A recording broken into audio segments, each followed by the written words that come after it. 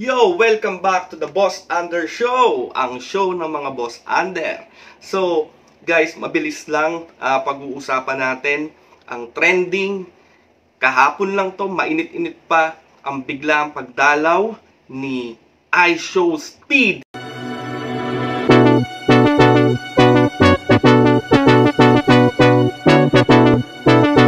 Dito sa Pilipinas. So, guys, kita nyo, nagkagulo talaga ang followers, fans ni iShowSpeed. Para may idea kayo, guys, panoorin nyo muna to.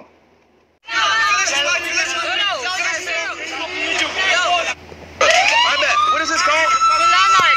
What? Gulaman. What is in it? Is it good, Speed? Is it good? Before we start the stream, let me give out a huge shout out to the Philippines. We had gained 300,000 subs since we came to the first Philippine stream. Since we came to the Philippines, we had gained 300,000 subs. We got three. So Philippines, y'all are the #1 country.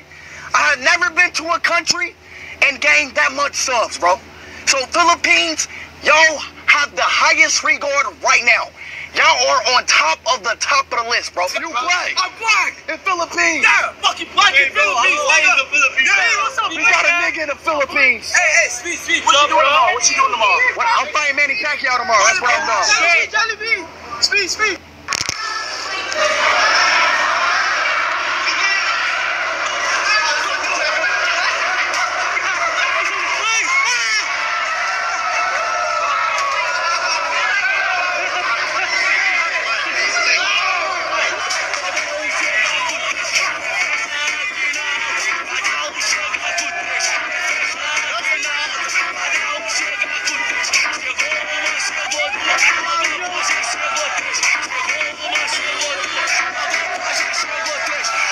So, ayun, no? Sa mga, bigyan lang natin ng mabilis na review to. May mga sasabihin lang ako mga bagay-bagay. Pero bago ang lahat, uulitin ko, disclaimer lang. Lahat ng sasabihin ko dito is my own opinion. So, meron din kayong mga sarili-sariling opinion. I-comment down nyo na lang dyan. Ha? So, again, iShowSpeed, kung di nyo siya kilala, isa tong sikat na YouTuber sa ibang bansa, at talagang maraming nanonood sa kanya. Sikat na sikat to, especially sa US. So guys, ayun nga, kahapon dumalaw siya sa Pilipinas, no? Nag-vlog siya rito at nag-livestream siya dito. Pumunta siya sa iba't ibang lugar dito sa Maynila. So napanood ko, parang pumunta siya sa Binondo, pumunta siya doon kala ex-Senator Manny Pacquiao. Sumakay siya ng Grab ata yun o Joyride, I don't know, angkas. Pero umikot siya, nag-angkas siya, umikot-ikot siya sa Manila. Tapos, you know, kung ano-anong mga content ang ginawa niya. Then of course, dahil sikat nga ito, ang dami nagkagulo. Okay, lalo na yung mga fans niya. Mostly nakita ko mga fans niya, kung napanood nyo, mga bata, no? Mga Gen Z, mga binatilyo. So, kung gusto nyo mapanood mga content niya, panoorin nyo lang siya sa YouTube. Sa kanyang YouTube channel ay basta iShowSpeed. So, kaya ako to i-review kasi may mga nakita lang ako na, you know, at some point, hindi ka nais-nais, no, mga Boss Under. So, unang-una sa lahat, kung napanood nyo yung video, talaga nagkagulo. Okay, mga nagkakagulo, hinahabol siya, at nagsisigawan, somewhere at BGC nga, nung pumunta siya doon, halos hindi na siya makalabas doon sa isang store doon sa BGC, isang parang car dealer yun na pumasok siya doon kasi ang daming tao sa labas, ang daming sumisigaw, gusto siyang makita. Okay? Number one, that's understandable kasi sikat yung tao. Okay? Pero wag natin kakalimutan mga Boss Under, no? Yung okay lang maging excited. Okay, kasi super fan ka ni Speed, no? Pero to the point na makakasira na kayo ng property ng iba. Okay, property ng kung sino-sino, hindi na maganda. Okay? Hindi okay, hindi ka aya-aya tingnan. Okay? Pwede naman tayo maging excited, pwede tayong maging fan, pwede natin siyang habulin, pero wag naman sobra, mga boss under, no? Wag sobra kasi yung to the point na makakasira ka na ng property ng iba. Okay? Number 2, syempre, pumunta dito si Speed para mag-content at syempre madalaw din yung mga fans niya. Show some kailangan sa Tagalog kailangan maging decente naman tayo ng content at some point kasi number 1, tandaan nyo, nagla-live stream si Speed at napapanood tayo ng buong mundo. Guys, gusto nyo bang makita ng buong mundo na ay ganyan pala sa Pilipinas, o na-appreciate natin yung yung hospitality, yung pag-welcome natin kay Speed, pero may mga bagay na hindi dapat, hindi ka nais-nais makita, no? So pag nagla-live siya, nanonood ang buong mundo sa kanya, mga followers na subscribers niya, and then nakikita na ibang tao dito sa Pilipinas ganun. Okay, magpakita tayo ng konting pagka-decente at some point. Again, ulitin ko okay lang maging excited na makita natin yung idol natin. Pero konting konting para sa akin konting behave ng very very light lang, no? Sigaw, pa-picture, okay lang yun, pero yung parang kung napanood nyo kanina, parang zombie na naghahabol no? Parang zombie apocalypse, parang ganun So, pakita natin. At number 1, huwag tayong maging bastos, no? May nakita kasi akong isa niyang video na, minumura siya, sinasabihan siya ng salitang ng bastos, tas ito daw yung meaning nun sa English. So, wag natin siyang, alam ko, sa pagkakaalam ko, ayaw na ayaw niya tinatawag siyang N-word, no? Yung nig. Okay, kayo na lang bahala kung ano yun. Ayaw niya nun. At, pakitaan natin ng konting respeto. At nakita ko sa isa niyang video, no? Sobrang na-appreciate niya yung pag-welcome sa kanya ng mga fans niya dito sa Pilipinas, mga boss under.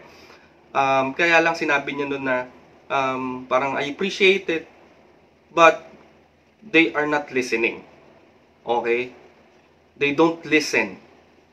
Okay? So, sinabi ni Speed yun. So, 'di ba parang medyo, alam mo, at some point sarcastic na nakakaya na parang, okay, na-appreciate niya, mga fans niya, tuwan-tuwa siya, kaya lang, hindi daw tayo nakikinig. Okay, siyempre, no, yung sinasabi niya minsan sa video niya nung kahapon na stop it, behave lang, ganon. Kasi nga, nagko-content din siya. So, yon. So, parang sinabi niya nga dun sa live niya na we don't listen. Okay? Yun ang sinasabi ko, no? And number 3 is, syempre, para bumalik siya dito ulit sa Pilipinas, 'di ba? Pakitaan natin siya ng na tayo, mga fans niya, kumbaga matino. Nakukuha ko yung content niya na makulit siya, gusto niyo ring maging makulit. Kapag nandiyan siya, nakita niyo siya. Pero to the point na parang, sorry sa word, pero parang umo-a na ng konti, hindi na maganda. Okay? So, yun lang. Show some respect. Pakita natin na tayong mga Pilipino ay mabait, behave. Although excited tayo, the best tayo when it comes to hospitality, lalo na sa mga idol natin na mga celebrities, mga sikat sa social media like Show Speed. Pakita natin na kahit na ganon, pag sinabihan tayong behave, okay? So, Yun lang, marami pang gagawin dito si Speed. Panoorin yung mga content niya. Speed, baka naman, pahingi naman ng konting subscribers mo. Yun lang, mabilis na reaction lang. Pinapaalahanan lang natin itong mga kapwa nating Pilipino na maging disente pa din sa bandang huli. Okay? So, God bless everyone. Abangan natin kung saan pa siya pupunta. Ang sarap panoorin ng mga content niya, mga kukulit. Ganun pa siya. Yung kasi yung ano niya, yung pinaka-signature niyang ginagawa, tumatahol-tahol siya, no? So, papanoorin niyo rin na marami pa siyang ano dito. As far as I know, marami pa siyang i-collab na mga sikat na social media content creators, YouTubers dito sa Pilipinas like Kong TV, abangan nyo.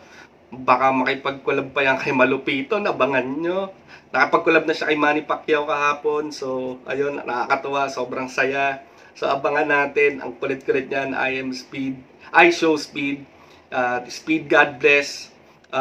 Talagang kuha mo ang suporta ng mga Pilipino. Imagine guys, sa loob ng 3 oras na pagla-live niya, nakakuha siya ng 300,000 subscribers right away. So, that's how we are very fan ng neto ni I Show Speed, no?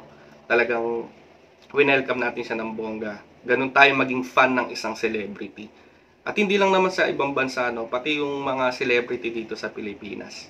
So, mga Boss Under, yun lang, konting paalala. At again, lahat ng sinabi ko is just my own opinion. So, huwag kayong magagalit kung may mga opinion kayo. Comment nyo lang dyan. And of course, do not forget to subscribe our YouTube channel, Boss Under TV. Again, iiwanan ko kayo ng wala si Boss D. Boss D, ano? Isa naming kasabihan, kapag Boss Under ka, tulad ng sinasabi ko kanina, mga Pilipino, behave ka. Okay? So yun lang. Thank you so much. Bye-bye.